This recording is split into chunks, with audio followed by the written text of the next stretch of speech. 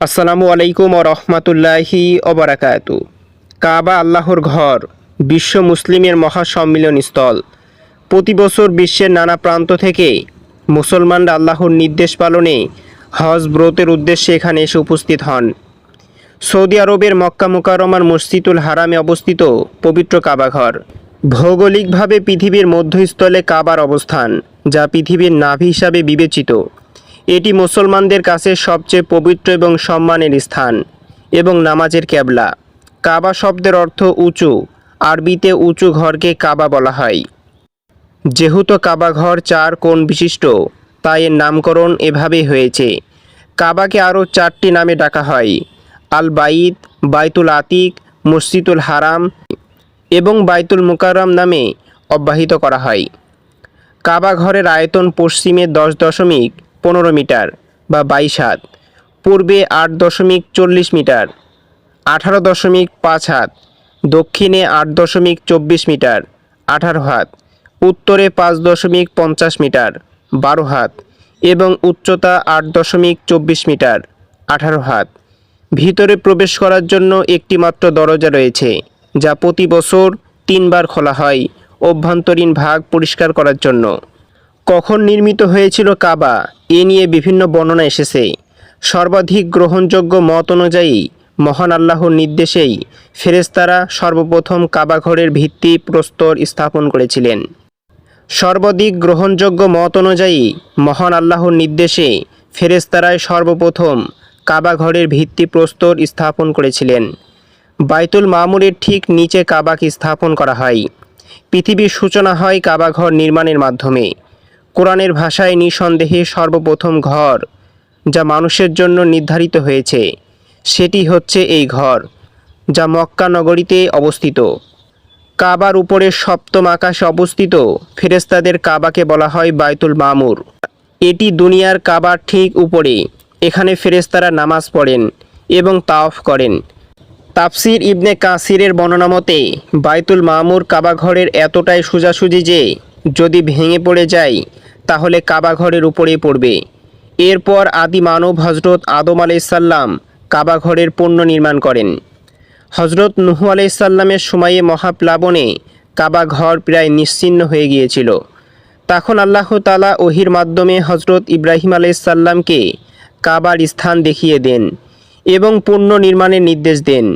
নির্দেশ মতো হজরত ইব্রাহিম আলাইসাল্লামের ছেলে ইসমাইল আলাইসাল্লামকে সঙ্গে নিয়ে কাবা ঘর পুনর্নির্মাণ করেন।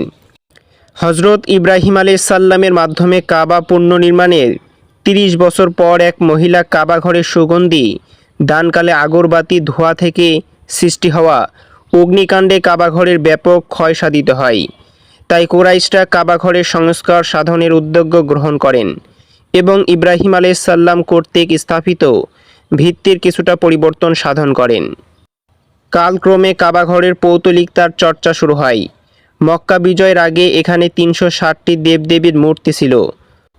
পরবর্তীতে মক্কা বিজয়ের পর হজরত মুহাম্মদ সাল্লাল্লাহু আলাইহি ওয়াসাল্লাম কাবা ঘর থেকে সব মূর্তি অপসারণ করেন। এরপর জিয়ারতকারীদের সংখ্যা বৃদ্ধির কারণে দ্বিতীয় খলিফা হজরত ওমর ইবনুল খাত্তাব রাদিয়াল্লাহু তাআলা আনহু মসজিদুল হারামের সংস্কার এবং সম্প্রসারণ করেন।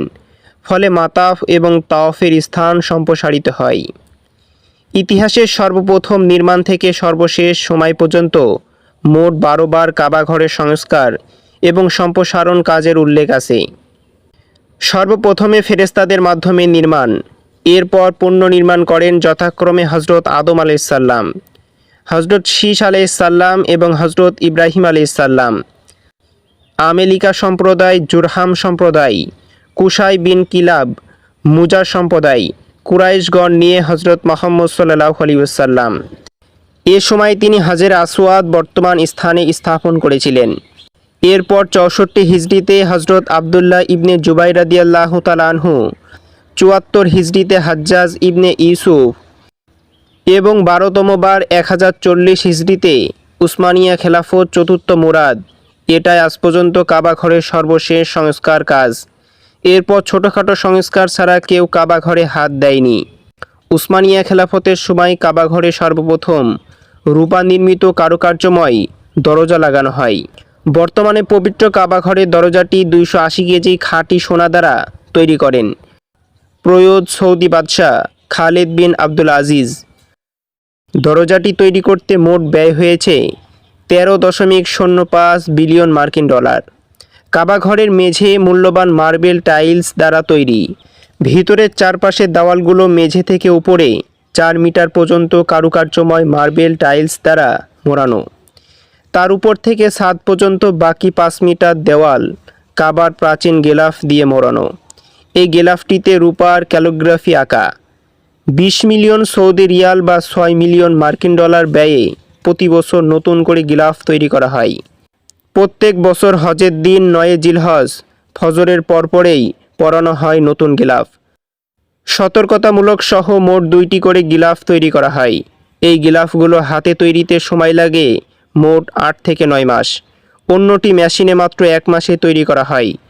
মক্কার উম্মুদ জুদ নামক এলাকার বিশেষ কারখানায় তৈরি করা হয় এই গিলাফগুলো। প্রতি বছর হজের মৌসুমের পূর্বে পবিত্র কাবা ঘরের অভ্যন্তরীণ ভাগে জমজমের পানি দিয়ে ধৌত করার পর অতি মূল্যবান সুগন্ধি মেশক, আম্বর এবং উদ ছেটানো হয়। সৌদি সরকারের প্রতিনিধি হিসাবে মক্কার সম্মানিত গভর্নরের নেতৃত্বে হারামাইনের ইমাম এবং মুয়াজ্জিনের অংশগ্রহণে এই পুরা কার্যক্রমটি পরিচালিত হয়। মাঝে মাঝে সেখানে উপস্থিত বিভিন্ন দেশের রাষ্ট্রপ্রধানগণ এই মহতী কাজে অংশগ্রহণের সুযোগ পান।